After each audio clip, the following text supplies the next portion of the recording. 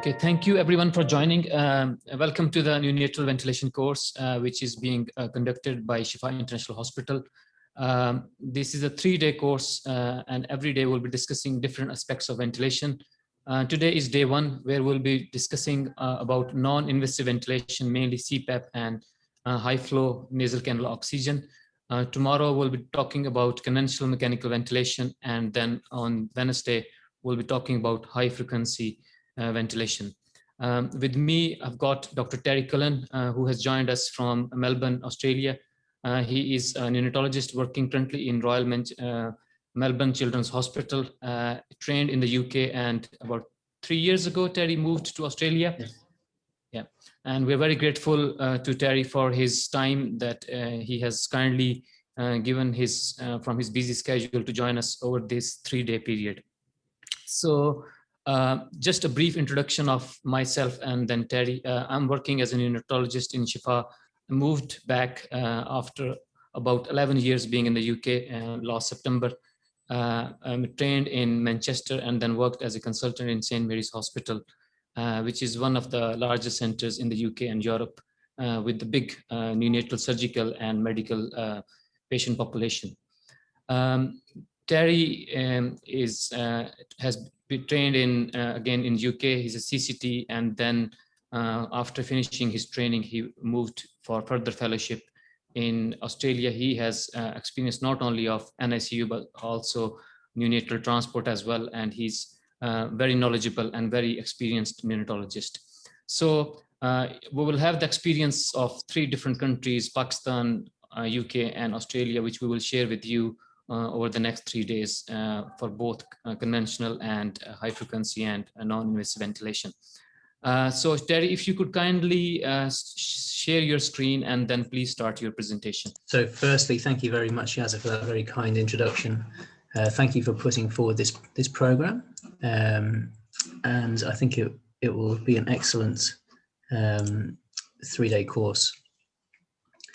So as Yazza said, yes, my name is Terry Cullen. I'm a UK trained neonatologist, and I've spent the last coming up to 3 years in Melbourne with the Royal Children's Hospital here, a large neonatal surgical centre, the largest surgical centre for neonates in the state of Victoria. And before that, I worked with the retrieval team, Piper, the retrieval team for bringing 6 neonates across Victoria to the tertiary centres. So today I'm going to talk to you about non-invasive ventilation for neonates. Before starting, Shifa International asked me to put forward a disclosure that I do not have any financial relationships with or commercial interests with regards to any of the devices, for example, that I'll talk about today. Just a bit of housekeeping. If you could please put your videos on so I can have some sort of feedback. It's quite difficult talking to a black screen. It's very different, I guess, from the pre-Zoom days where you speak to an auditorium of people and get some sort of audience feedback. It's changed a lot now. If you could please mute your microphones, and if you have any questions, please type them into the chat box, and at the end, Yazza will go through them with me for you. Thank you. So the objectives today are to talk about the 2 most commonly used modalities of non-invasive ventilation. Those are CPAP, continuous positive airway pressure, and high flow nasal cannula, or really perhaps we should call it heated humidified high flow nasal cannula. And with regards to both of these, we'll talk about the mechanics of them, the interface of them, and the evidence for their place in neonatal medicine. Okay. So when we talk about neonatal ventilatory support, this is really quite a broad area. This schematic was taken from an article published by a respiratory review from the team in Oxford, Dr. Mahmood and Charles Rohr, who's published quite extensively on the topic. So non-invasive ventilatory support can range from anything from low flow oxygen to high flow oxygen to CPAP and the multitude of different types of continuous positive airway pressure, to the ventilator delivered driven non-invasive or NIPPV, to nasal high frequency ventilation. But the focus of today's talk will be primarily CPAP and high flow. Okay. CPAP in the neonatal context was first described by Gregory in a paper in 1971. And what he described was essentially the BubbleCPAP setup that we use today. It consists of a couple of key parts, a source of continuous flow of air and oxygen, and a blender in order to titrate the amount of oxygen given. The key part, the air / oxygen, needed to be heated and humidified for the neonatal lung, and it had to have a key interface, and the interface you see here, I believe, are the Hudson prongs. And we'll go through interfaces during the presentation. And the key part here was the generation of PEEP, peak end expiratory pressure. And they did this by submerging the expiratory limb of the tubing under water, and however many centimeters of water is placed of the tubing is placed underwater generates the level of peak end expiratory pressure, or the level of CPAP. So then why is that helpful? What does the PEEP do? Well, as the baby tries to breathe out against that pressure of water, a continuous distending pressure is applied to the airway, the oropharynx, the trachea, the bronchial tree, and the alveoli. And particularly with regards to the alveoli, it prevents them from collapsing when the baby is breathing out. And in doing so, it retains the functional residual capacity of the lung, retains the tidal volume, it preserves the baby's surfactant that they're producing. And by keeping the alveoli open, it prevents a ventilation perfusion mismatch.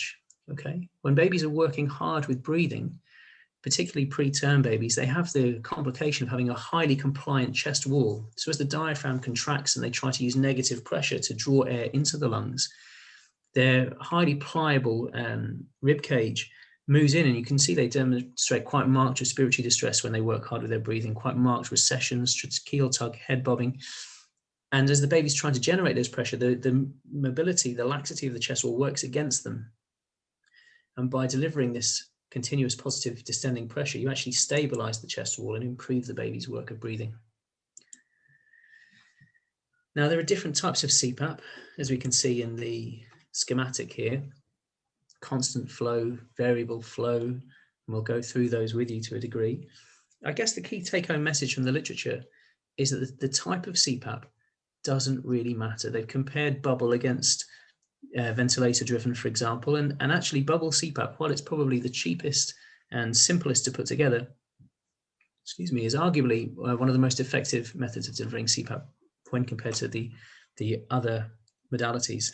And what do the other modalities look like? Well, you can deliver CPAP in a range of different settings, both in your special care nursery, in your neonatal intensive care unit, or even on the delivery suite, on the resuscitaire. So the machine you can see here is probably the most commonly used in the UK and Australia in delivery suites, and this is the Fisher-Paykel NeoPuff. And again, it's got the similar setup to what we saw in the BubbleCPAP schematic. It requires a gas flow supply. There's the gas inlet here. It has the ability to heat and humidify the oxygen, and then the pressure is delivered via a face mask here, and you can titrate your peak end expiratory pressure and inspiratory pressure, flow rate, for example. Again, this is the again, I believe this is a Fisher and Paykel BubbleCPAP setup, and again, it's got exactly as you see the ventilator there, the flow driver at the very top, with the oxygen titrating facility. This is your humidifier, so you put water into this setup here, and it would heat and humidify the gases. And then this is you can see the expiratory limb, the white expiratory limb enters into the water, and you would measure how far into the water that goes to create your level of peak end expiratory pressure, or PEEP. There are other devices. I would say in total there are about 5 main techniques for delivering neonatal CPAP. The BubbleCPAP that we described, which has a continuous flow. And there's ventilator-driven CPAP, and that can be either with a continuous flow, where the ventilator then modulates the expiratory valve to generate your PEEP, or potentially ventilator-driven CPAP with a variable flow, and the ventilator measuring the degree of leak, essentially, can modulate both the positive end expiratory pressure valve and the circuit flow to maintain the desired pressure. There's the infant flow driver setup, or the CPAP machine, as it might well be known. You might know it as. And again, this generates high gas flow through a jet injector, and that does delivered directly towards the nose with increased resistance, basically directing the gas under pressure into the nose. The pressure is determined by the gas flow into the device, so it's a variable flow device, and there can be, and the flow is modulated again by a degree of leak around the prongs. There is a fifth way, which is slightly more controversial, and that's using simple nasal cannula, where a high flow of gas can be delivered essentially directly into the nose with no resistance other than the baby's direct nasopharynx. But this is rather controversial, and how much pressure this delivers can vary considerably with regards to the degree of flow, the size of the baby, the size of the prongs, the size of the leak around the prongs, and nasal obstruction due to secretions, for example. Okay. So how do we deliver effective CPAP? Well, it depends on a couple of things. Number one is the flow rate, and the flow rates for each device will be largely dependent upon the manufacturer. So we would typically have flow rates perhaps of 6 to 10, for example. I'm getting a comment from Dr. Mahmood saying that he's not getting any sound. Yaza, can you hear me clearly? Yes, we can hear you. Okay. All right. With regards to the optimal peak end expiratory pressure, or PEEP, typically, we would tend to start in a range of maybe 5 to 8 centimeters of water. Now, the degree of PEEP you'll need will depend to a degree on the physiology that you're treating and how premature the child is, for example. If you've got a baby with structurally normal lungs but has, for example, a degree of tracheomalacia that you're trying to overcome, then perhaps your PEEP requirement will be very different from a child whose primary problem is severe atelectatic lung disease, who might need much more, for example. And bigger children clearly would need more, for example. The CPAP has to be heated and humidified, as we discussed, and the key feature is minimal leak. Okay, you're trying to deliver this pressure to the alveoli, and that can be quite hard to maintain. If the child's mouth is open, for example, there can be leak around that. There might be leak around the interface, and we'll come on to that in just a moment. But avoidance of leak is a key part, and partly a key problem of delivering effective CPAP. Now, when it comes to the patient interfaces, there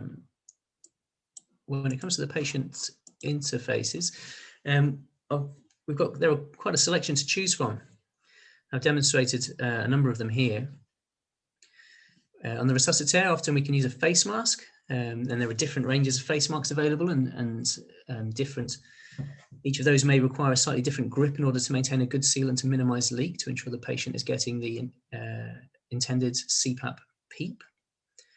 We've got single nasal prongs, and often actually for bigger babies, the single nasal prong technique, so for example, an endotracheal tube that's been cut down to about 3 centimeters or so, can be better tolerated than the smaller mask sizes. Although the evidence for this is slightly weaker, but clinically we find that the bigger babies tolerate that modality slightly better. Clearly, holding a face mask on in place is very very physically demanding. And so what other modalities are there? The modality with the most evidence behind it is the binasal prongs. I'm afraid the picture hasn't come through quite so clearly, but the binasal prongs, you may be able to see them here, come in a range of sizes. And again, you want to have a size that is sufficiently snug to the patient's nose, but at the same time doesn't cause trauma. And the studies by De Pauli et al. Show that these have been proven one of the most effective modalities, particularly with regards to weaning children from a mechanical ventilation onto CPAP, associated with one of the lower risks of extubation failure. However, one of the key drawbacks is nasal trauma. And so we also have on the market a range of soft nasal masks. But again, regardless of how you choose to deliver your CPAP, one of the key components is reducing that leak. And so you can also see things like chin straps marketed, but often putting the baby prone or maybe with a pacifier or a dummy in the mouth can be an effective way of minimizing the leak. Okay. So what are the primary indications for CPAP? Well, I would say the main four. or as you see here, and I'll go through the evidence for these. The primary, for use of CPAP as a primary support for babies with respiratory distress is fairly well established. And what are the most common causes that we come across for respiratory distress within our neonatal population? Well, I guess the first would be prematurity. And by prematurity, I don't mean purely surfactant deficiency or RDS. In the UK and in Australia, we tend to resuscitate children from 23 weeks and upwards. Okay. And so babies who are born at that gestation, or even slightly later, as 28 weekers, 33 weekers, their lung is far more premature and immature than the lungs of a term baby. And you're not ventilating the alveoli, you're not ventilating the typical lungs of a term baby. You're ventilating something far more fragile and far more immature.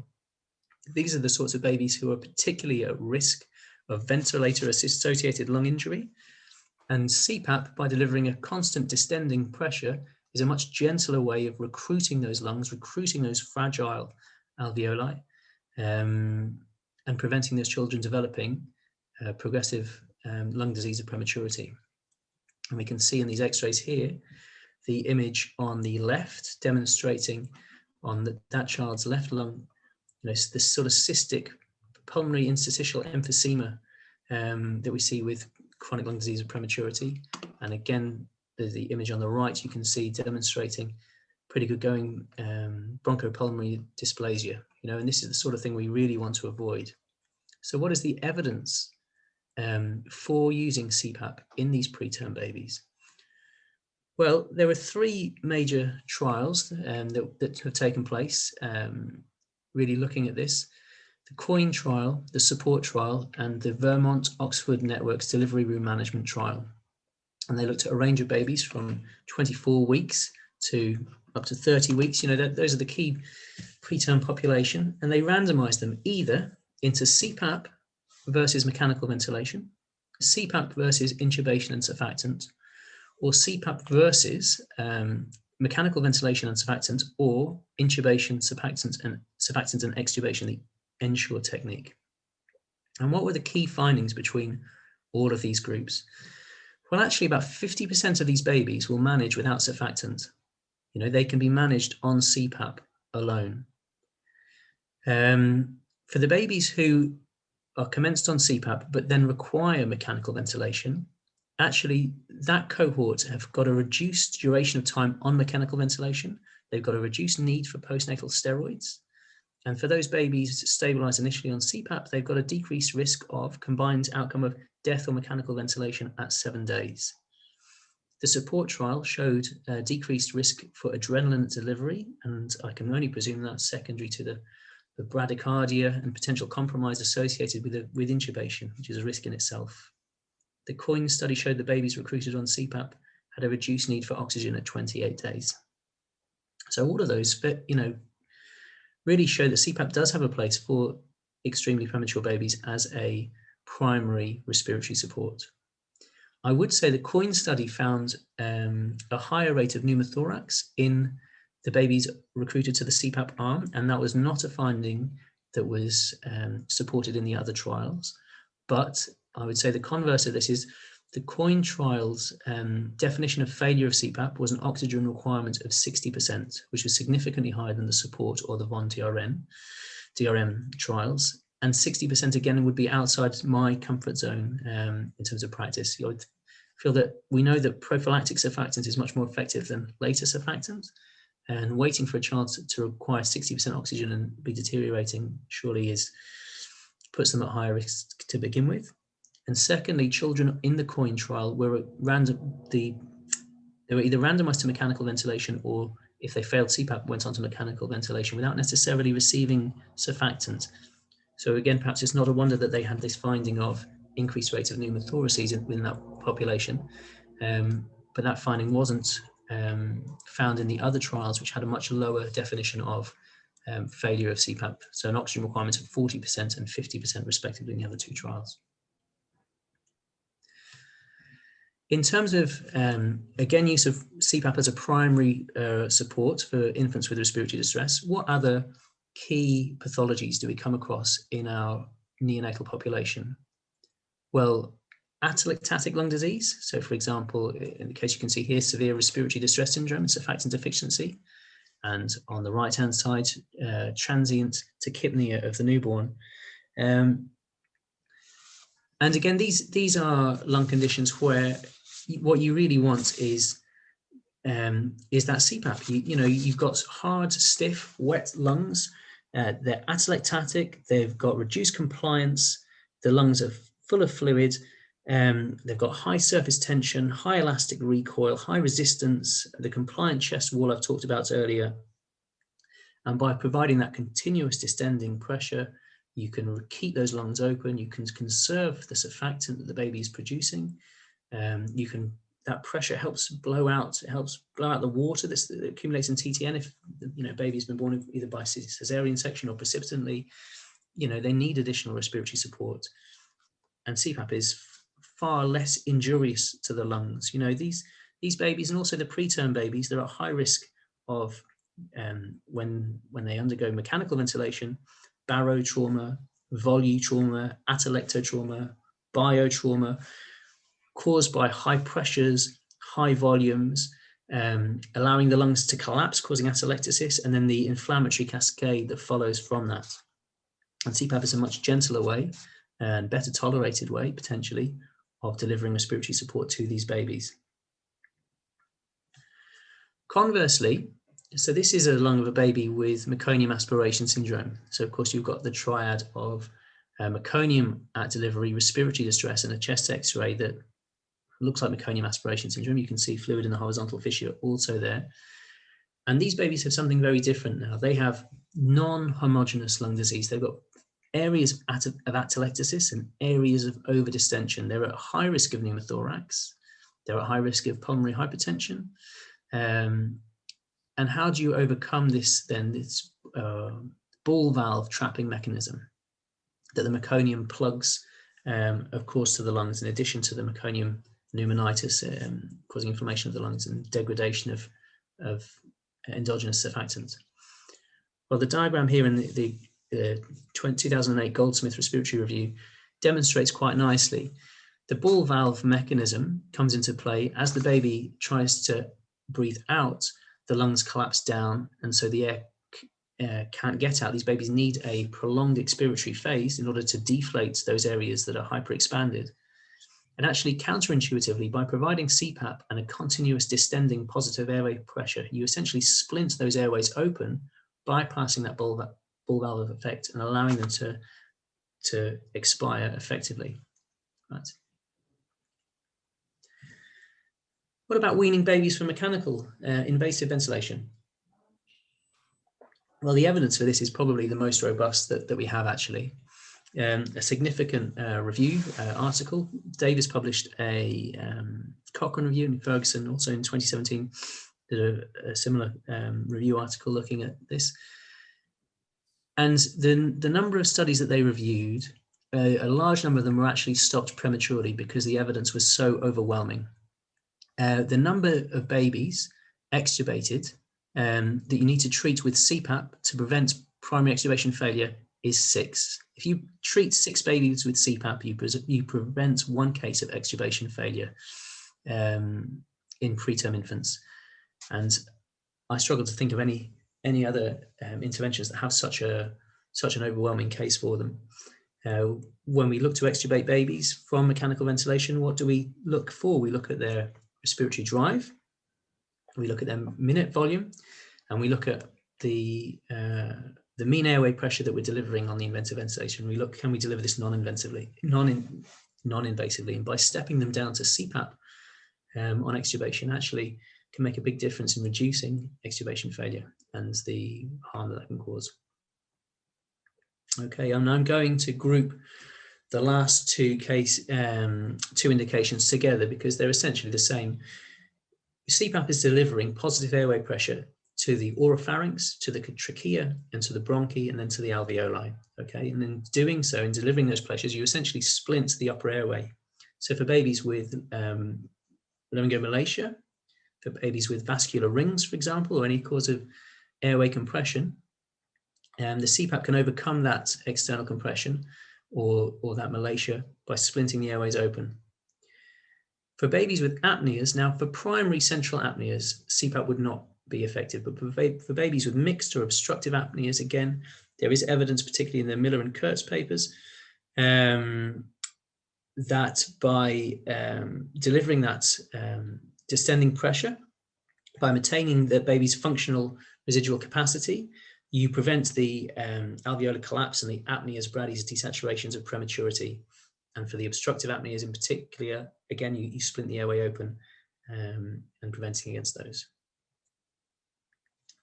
Well, I'll talk to you about the benefits of CPAP as if it's the best thing, but there are, of course, difficulties associated with it. And this image from the Robertson paper in 1996 demonstrates quite significant nasal trauma that this child has endured as a result of nasal CPAP.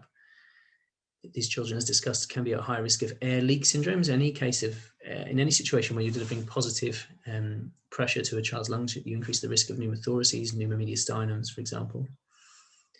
There is a risk of overdistension, particularly as I described with the case of meconium aspiration syndrome, but also when you use higher peak end expiratory pressures.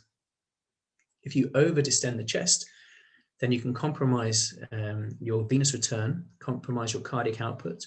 And at higher CPAP pressures, you can actually increase your level of CO2 retention, which seems counterintuitive and is, often you're delivering the CPAP to aid with ventilation, but overdistension can actually compromise that. You're blowing air into the oropharynx, but you can also cause gastric insufflation or CPAP belly, as we call it. So these children, as you can see in this image here, this child's got an orogastric tube, probably a size 8, secured in to help decompress the abdomen. And of course, they are labor intensive. They require significant staff training because they're not without safety implications. And there are concerns about neonatal development. So for example, babies on CPAP may be taking longer to establish feeds. And of course, there's a degree of noise trauma associated with it. And these are areas for ongoing neonatal research. There are some clear contraindications to CPAP, and I've broken them down in terms of upper airway problems. If you have choanal atresia, if you don't have a functioning nasal airway, then you cannot use nasal CPAP. In cases of severe nasal trauma, again, you may need to rethink whether CPAP is appropriate to continue. And unfortunately, we've looked after very premature babies whom we've had to re-intubate because of the degree of nasal breakdown that the CPAP interface has caused. In babies with tracheoesophageal fistulas with concomitant esophageal atresias, you really want to avoid overdistension and inflation of that esophageal pouch. And so again, for those babies, CPAP would be contraindicated. For babies with abdominal wall defects, so for example, congenital diaphragmatic hernia, you can see here in the X-ray at the top, these are babies you don't want breathing spontaneously. You want them intubated and mechanically ventilated from the get-go. And if you inflate that bowel with air via CPAP, then you'll compress the heart, you'll cause further mediastinal shift, you'll compress the lungs that are there, and you'll cause worsening pulmonary hypertension. So again, CPAP would be a clear contraindication in this instance. For babies with abdominal wall defects, so in the image at the bottom, you can see gastroschisis. If you were to inflate that bowel delivering CPAP, the surgical team would likely be unable to close that abdomen. So again, you'd want that child either self-ventilating in air spontaneously or mechanically ventilated. And again, you would be very wary about using CPAP in cases of bowel obstruction, in cases of, for example, necrotizing enterocolitis, any child demonstrating cardiovascular instability, recurrent apneas, you worry about collapse, perhaps that child would be better off intubated and mechanically ventilated.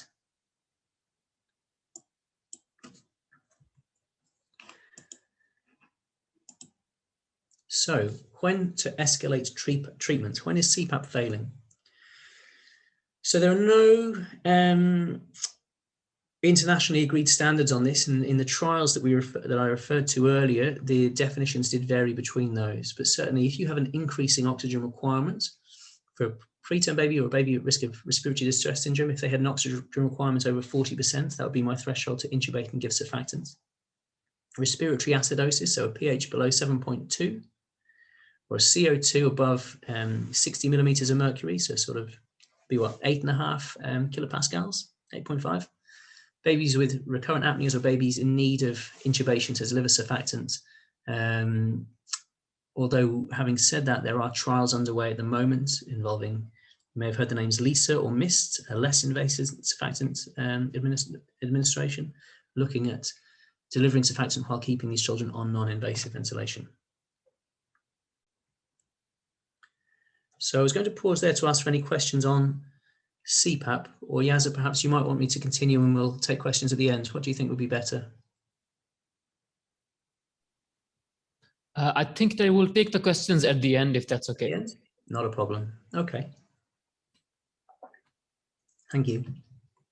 So, the second modality that I wanted to talk about, was asked to talk about today, is high flow nasal cannula. So what are the key components on this? It has to be heated, it has to be humidified, so heated typically to 37 degrees, humidified to 100%. It has to be high flow. So we talk about low flow oxygen. Low flow, if you've experienced it yourself,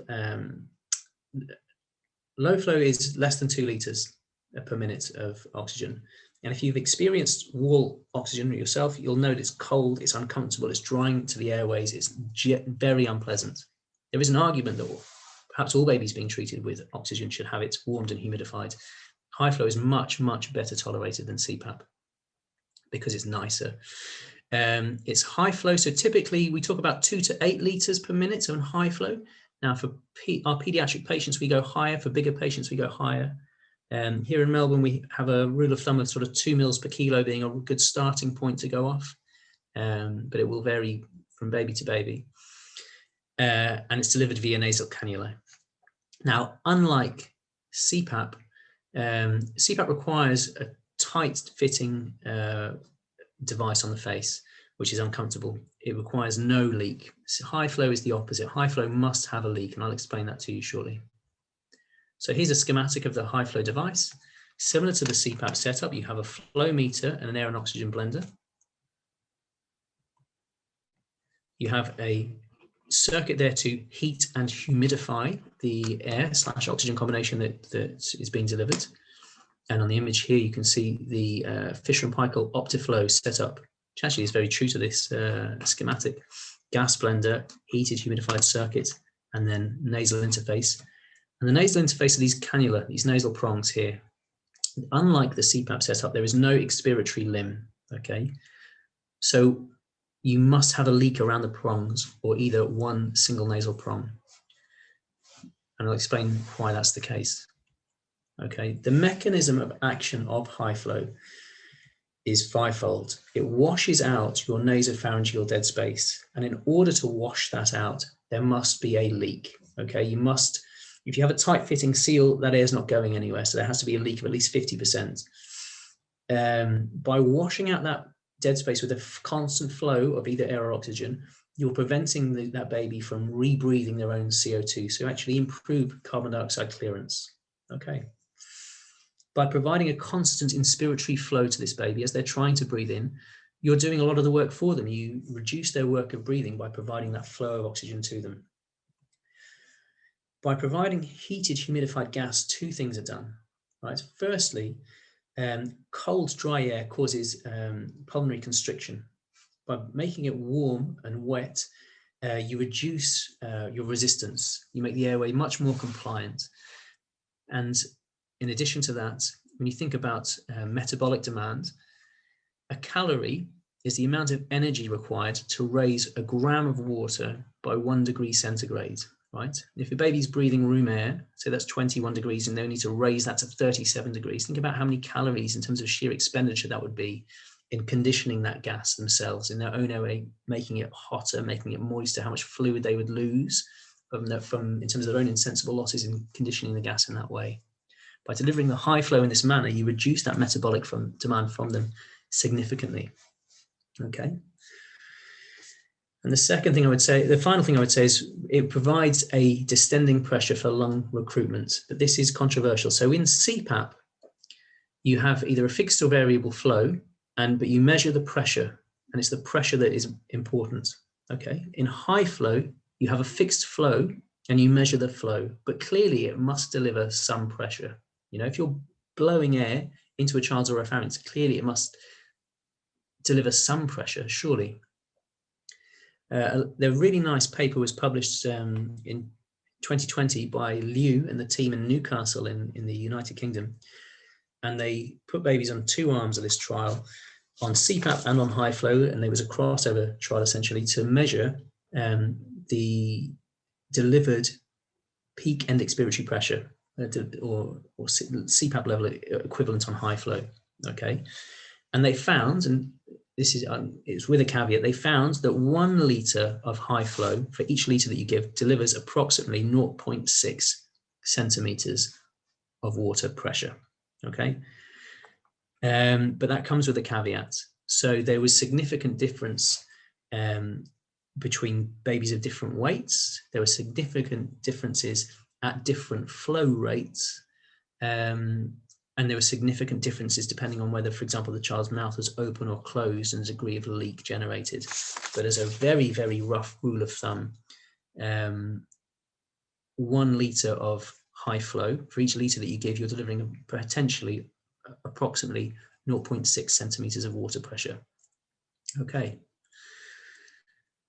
And there are different types of high flow on them commercially available. So for example, Optiflow we've discussed, Vapotherm, for example, and many others. They all tend to be of equivalent. So just as we've seen trials looking at the different types of CPAP available, comparing them, which is most effective. Again, the high flow modalities are all fairly equivocal in terms of, you know, fairly equivalent in terms of their effect. What are the key benefits of high flow?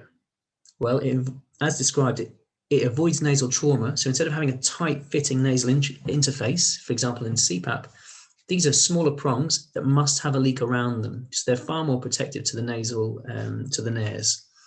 If you look at the image of this child here, they look very comfortable indeed with their high flow prongs in place. A study was done by, I think, Wheeler et al. That compared heated humidified high flow with non-heated humidified low flow, and they actually found significant nasal and mucosal irritation caused by the abrasive impact of non-heated, non-humidified high flow. And certainly compared to CPAP, also there was a decrease in nasal mucosal irritation. By being heated and crucially humidified to the level that it is, it thins out respiratory secretions, so making blockage much less likely, and is much easier to administer than CPAP because once the prongs are in, they sit there. There's a natural washout. You don't need to, you know, maintain that there's no leak and that the, you know, prongs aren't slipping out, for example, you know, to the degree that you do with CPAP to ensure that there's a tight seal, if that makes sense. This is a study that was carried out by, or survey carried out by a team in King's College Hospital in London. And they interviewed every neonatal unit in the United Kingdom. And they found between the years, I think 2012 and 2015, the rate of high flow being delivered across the UK in neonatal nurseries throughout the UK rose from 50% to over 80%. Okay. And they asked clinicians their views of CPAP compared to high flow. And these results are overwhelming.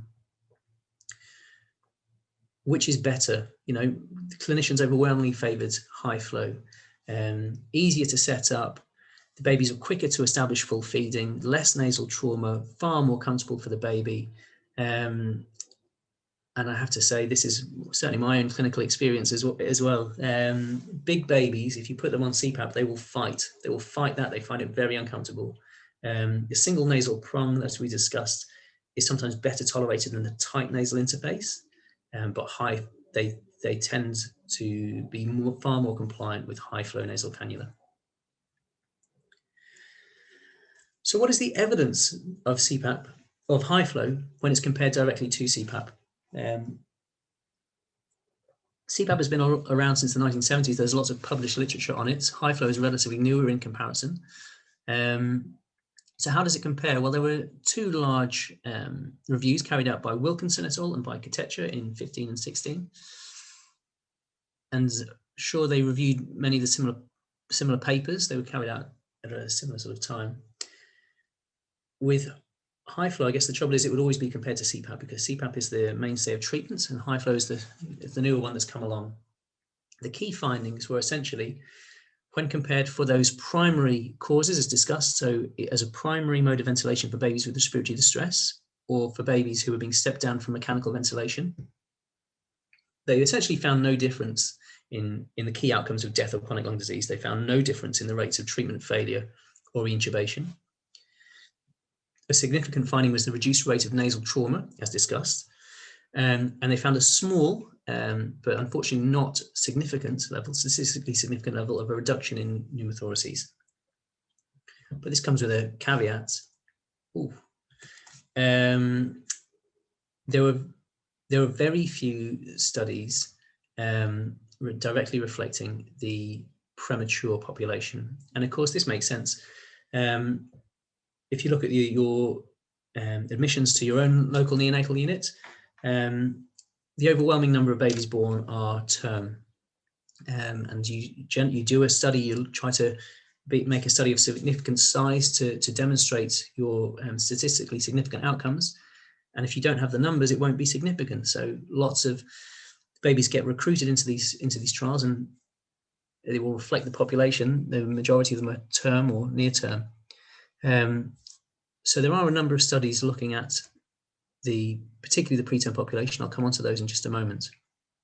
We've talked about the benefits of high flow, but it wouldn't be fair to not talk about the risks. Largely similar to our CPAP population, the risks are of gastric insufflation. Probably not fair to call it CPAP belly when high flow is causing it, but it's similar. There's a study of a case report published by Choi in Korea describing a facial burn, which presumably is equipment failure.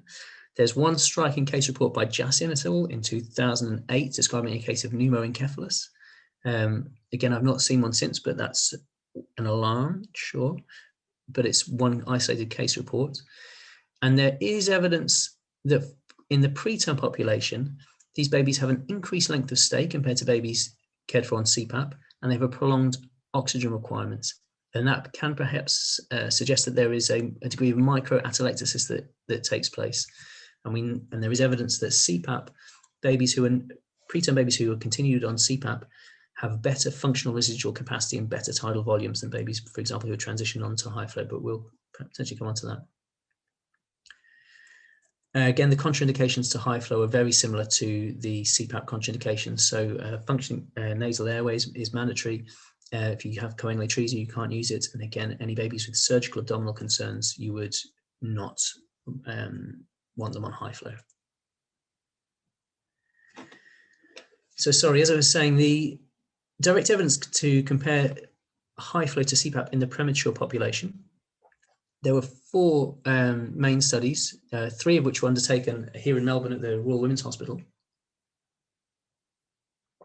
3 of them compared CPAP versus high flow as the primary mode of respiratory support for premature infants with primary respiratory distress. In 2 of those trials, the Hipster trial and the Mercy trial, those trials were stopped early because the evidence was so overwhelming. The rates of high flow failure approached 25% compared to CPAP, which is closer to 10 to 15%. So that is to say, children of 28 weeks and upwards who had primary respiratory support at birth, a quarter of those nursed on high flow required escalation to CPAP. And potentially escalation further, whereas about 10% of the children nursed on CPAP went on to require mechanical ventilation for respiratory failure. So the evidence is there that CPAP is more effective than high flow in these preterm babies. A second large trial of this population, babies born under 32 weeks, published by Manley again at the Royal Women's Hospital here in Melbourne, looked at high flow compared to CPAP as the primary mode of respiratory support in babies who are being extubated from mechanical ventilation. They found no statistical difference, but there was a trend towards high flow inferiority compared to CPAP. And had that trial been larger, perhaps maybe they would have confirmed that, but there was no statistical difference. And certainly in the larger babies, the evidence is there that the two modalities are equivocal. They're similar effectiveness. So where does that leave us in terms of what we know about high flow? So for babies for whom their primary problem is prematurity and respiratory distress, high flow is less effective than CPAP. But we know that high flow is better tolerated than CPAP, and particularly in bigger babies. We know that it causes a reduced risk of pneumothorax and a reduced risk of nasal trauma compared to CPAP. And we know that, again, potentially in those premature babies, it has a risk of increased length of stay. But it's clearly very popular, as you can see by this study across the United Kingdom. I was probably going to stop it there. I'll put my references up so you can see those if you're interested in reading in those papers for yourselves. And Yasser, if you have any questions, perhaps now would be a good time to take them. What do you think? Yeah, no, that's fine. Thank you. That was an excellent presentation and excellent review of both CPAP and HFNC. And as you mentioned in your presentation, that these are the two more commonly used effective forms of non-invasive ventilation in newborns. And that's what we have seen in the last sort of 10 years, that we're moving more and more towards non-invasive ventilation. And anything we can do to keep the babies off the ventilator is really, really useful for these babies. If I was to summarize what you said in your presentation, Terry, is that CPAP is more effective for preterm babies who have RDS and they need a constant standing pressure to keep those alveoli open. Yeah. But as a step down further on from CPAP, once they're a bit more mature, more stable, and are in less FiO2, then we can move on from the CPAP onto the HFNC. And as a primary respiratory support, I guess HFNC is more useful for slightly bigger babies who are more like near-term babies. But as we speak, the evidence is very strong that CPAP as a primary respiratory support is much more effective. And also as an after extubation, the first line of non-invasive ventilation should be CPAP for preterm babies. Absolutely. And for those ones, once they reach sort of 32, 34 weeks and they're stable on CPAP, then they can be stepped down to high flow nasal cannula until they're ready to go home. And for term babies, again, depending on the individual condition, probably HFNC is better tolerated than the CPAP. But both modalities have different mechanism of action, different interface, and it's important for clinicians to understand their mechanism of action.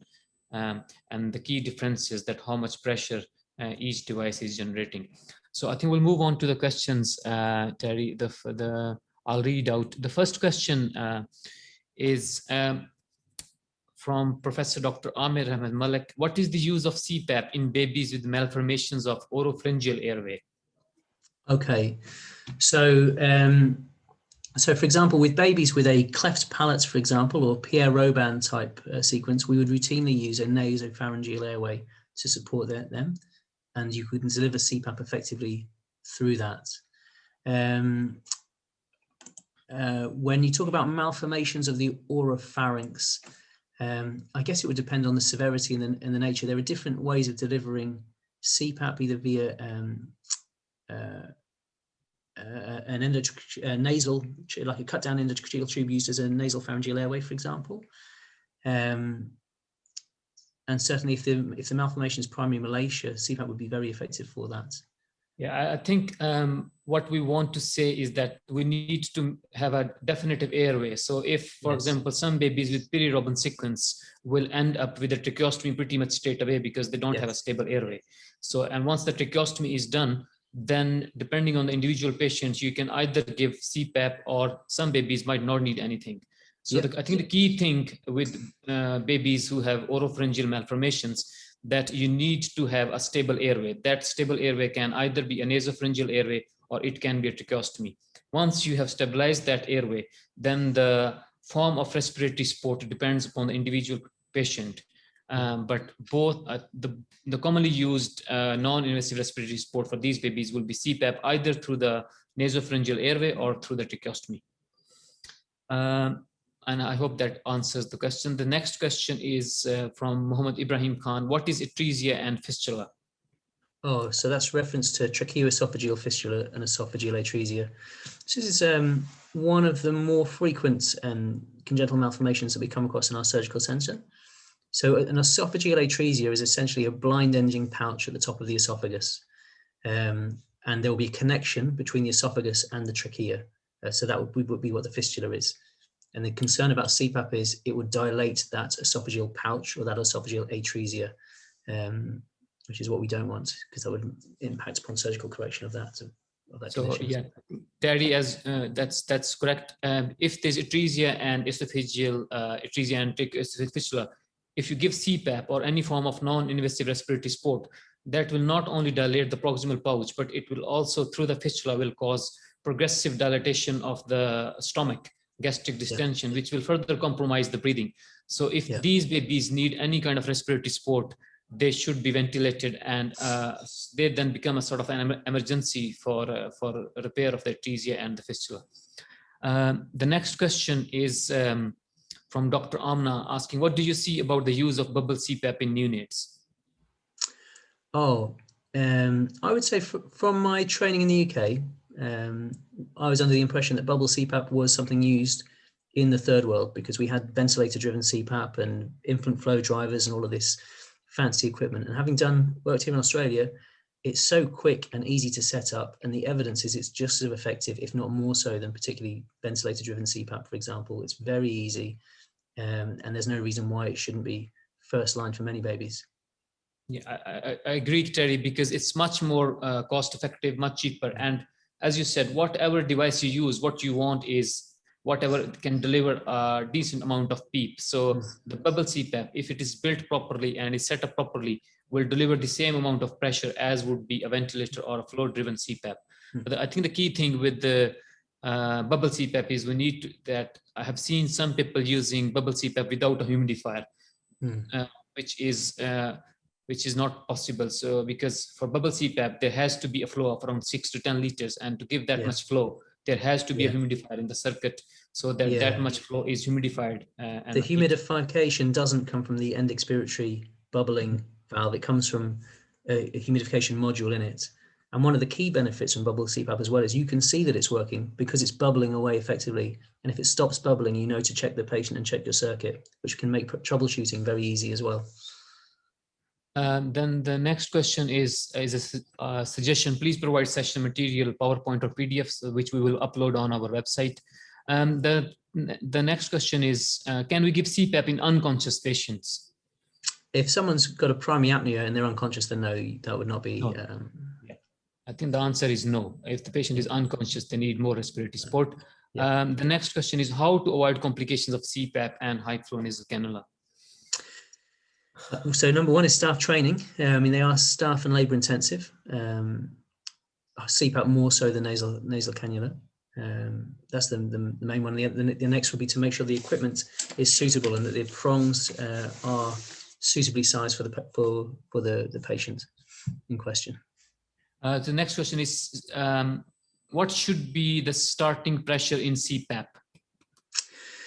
So again, it depends to a degree on the patient and the pathology. We often start on the resuscitator with a CPAP of 5, and then start grading up in increments of maybe 1 centimetre of pressure, and judge your response and your oxygen requirement and see how you go. But I would say 5 to 8 would tend to encompass most of our neonatal patients. Yeah, that's correct. I think that's depending on the individual patient, that would be the starting CPAP. And if you're extubating a baby from the ventilator, then your mean airway pressure on the ventilator will be a guide that what pressure you want to use on the CPAP. But if you're using it as a primary respiratory support, it would be anywhere from 5 to 8.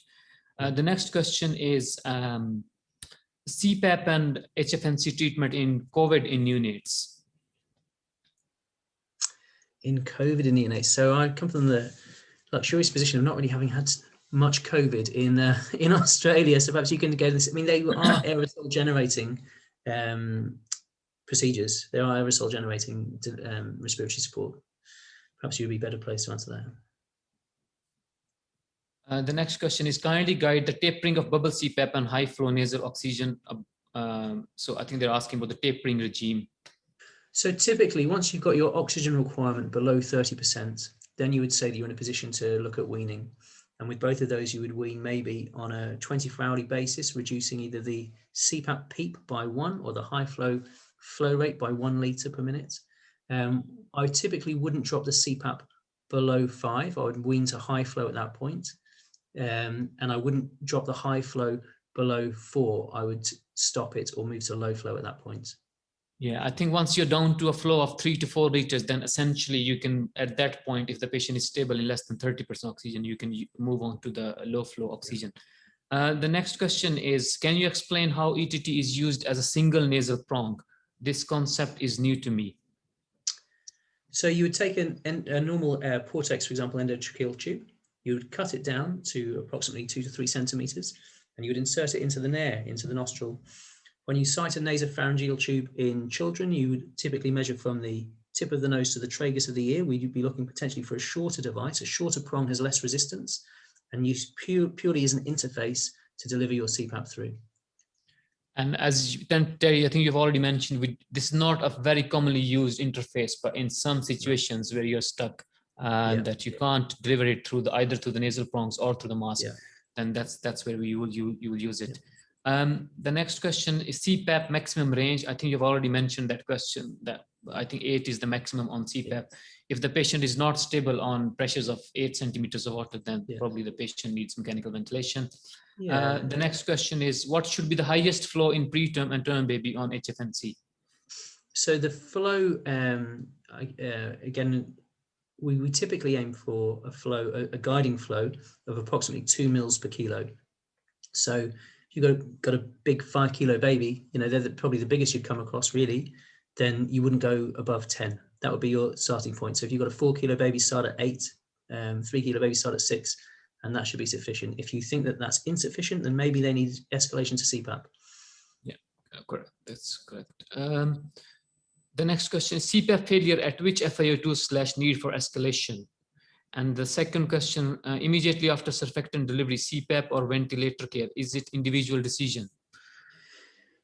The second question is more straightforward. When you intubate someone to deliver surfactant, yes, you've got to assess the baby's respiratory drive. The in-shore technique is known, intubate, surfactant, and extubate, but you want to make sure their drive is there and that their lungs have been adequately recruited. If they have a primary apnea because you've paralyzed them with suxamethonium and so on, you've delivered your surfactant and you don't re-recruit those lungs, then you set that baby up to fail. So maybe they might need a brief spell of intubation, of mechanical ventilation, hopefully less than an hour, just to recruit those lungs before extubating onto CPAP. And the question before that was regarding CPAP failure. CPAP failure. So I would feel at 40%, I would feel uncomfortable. And again, you'd look at the child's work of breathing, gas exchange, chest X-ray as well. Yeah, I think Terry, I think the 2018 or 2019 RDS European guidelines now say a cutoff of 30% as a CPAP. 30%. So if you're on any form of non-invasive respiratory support and your FiO2 is touching 30%, at that point you want to intervene. You want to give surfactant either through LISA or through mechanical ventilation. Sure.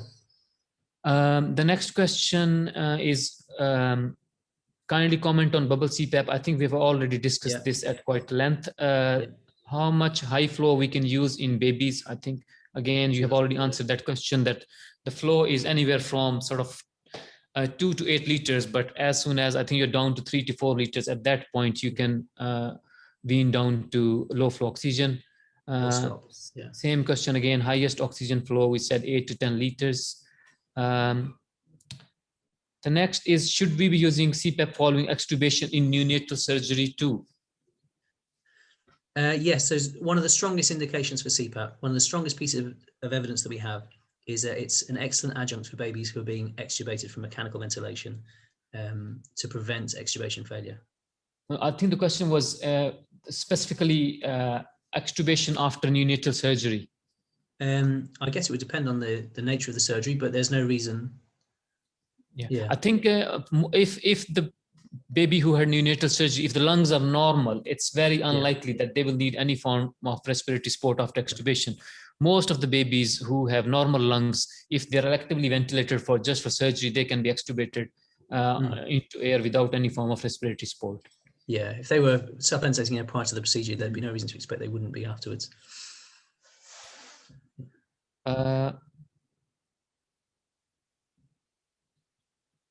Yeah,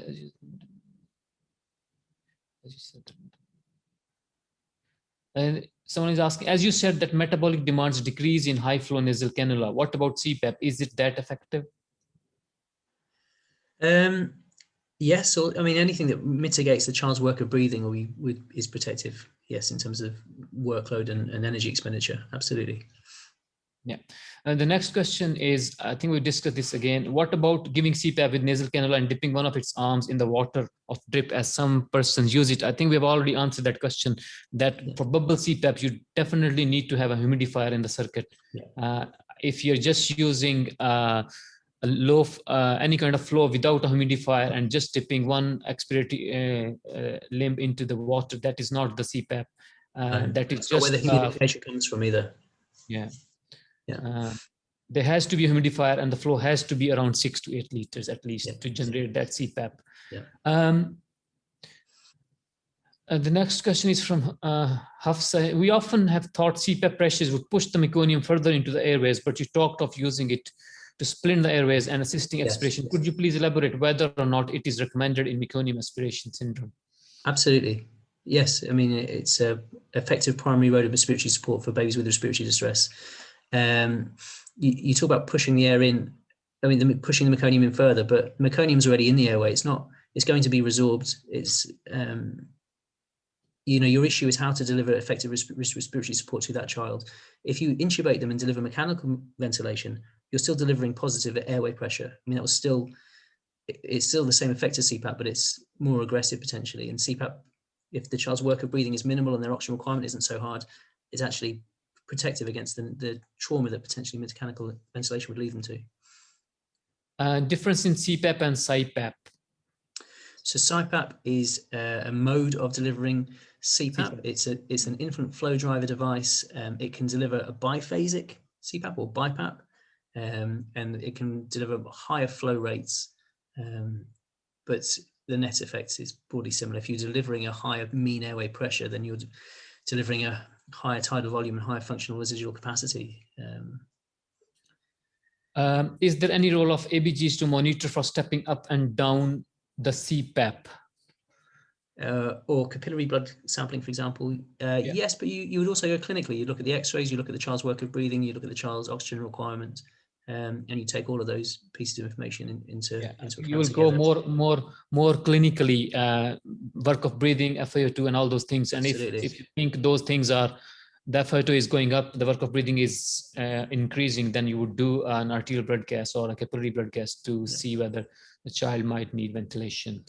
How much PEEP to give to patients with meconium aspiration, and how much PEEP after giving surfactant with Ensure method? So again, it's patient dependent. You know, you'd start them on a PEEP of perhaps 6 and assess and grade up to maybe 8 or so. And if you're needing mean airway pressures beyond 8 non-invasively, then perhaps intubation. And if your oxygen requirement is creeping up, then perhaps intubation and surfactant is what's needed for babies with meconium aspiration syndrome. You'd look for overdistension on the chest X-ray and be mindful of that. With regards to PEEP post extubation, again, 6 is a good starting point, but you judge it on the patient, the work of breathing, oxygen requirements again. In case of 2 kilogram baby, we can't go above 4 on HFNC? Question mark. No, so 2 mils per kilo is a general sort of rule of thumb for where to start off with, but typically you would start slightly higher. It would be interesting that you say a 2 kilo baby, because then you wonder, is that the sort of preterm baby that would be better off on CPAP as a primary respiratory support, for example? I think, again, you have to assess each patient individually, that why a 2 kilogram baby is needing a respiratory support. And if the baby is not stable on 4 or 5 liters of flow, then it's possible that you need to escalate the respiratory support onto CPAP instead of high flow.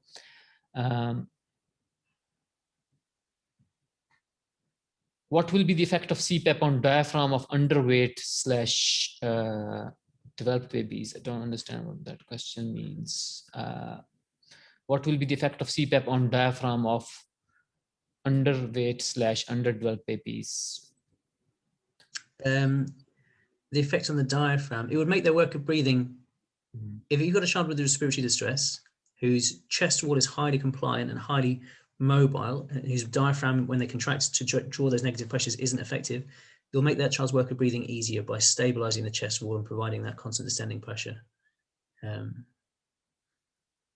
Okay, the next question we have already answered CPAP and, okay, the next question is CPAP and BiPAP are equal or any differences between them? I think that's a very long discussion, isn't it? Oh, they had the extubate trial in Manchester when they looked at randomizing babies when they were extubated from mechanical ventilation either onto CPAP or onto BiPAP, and found essentially no difference between the two.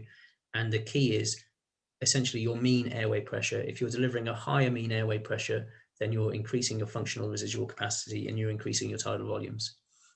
Okay, I think we'll take three more questions and then we'll end our session. The next question is my question, maybe one side lung collapse. Will the CPAP work in this condition? So, yeah, I mean, in the sense it will still provide a continuous descending pressure.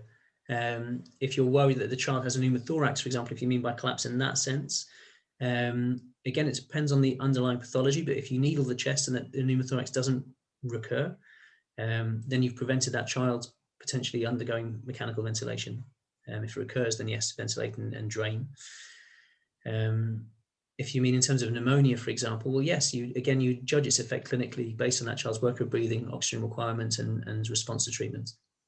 So yeah, I think that depends on the individual patient's pathology, that why that baby has got a collapse, and then based on the individual work of breathing and clinical condition, you can decide whether to give CPAP or ventilate. But yes, you can give CPAP if clinically the patient is stable enough. What is minimal effective CPAP? I've seen hospitals using 3, but I think I would say Terry, that the minimum effective is at least 4. I don't think there's any point going down below 4. Absolutely. And then we'll take one more question. There are quite a few questions, but I don't think we'll be able to answer all those. You can email us and we can answer those through the email, but I'll take last question.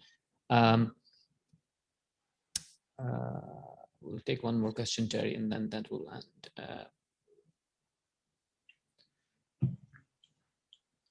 How is the low flow different? Is it just the humidifier and warming? What is the flow during delivering low flow oxygen? So low flow is typically less than 2 liters per minute, and it's typically wall oxygen, and it's typically cold.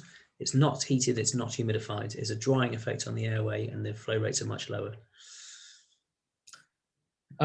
Thank you very much. I think we'll end today's session, and that was very interesting discussion at the end as well, Terry. So I'm very thankful to all the participants for asking all these interesting questions. I'm sorry if we were unable to answer some of the questions, but you can email us and we can reply to the questions on the email. That brings us to the end of our day 1, which was on non-invasive ventilation. And tomorrow we'll be talking about conventional mechanical ventilation in newborns. And both I and Terry will again facilitate the session. And I look forward to seeing all of you again tomorrow at 3 p.m. Thank you very much. Thank you, Terry. Thank you very much, Yazza. Thank you.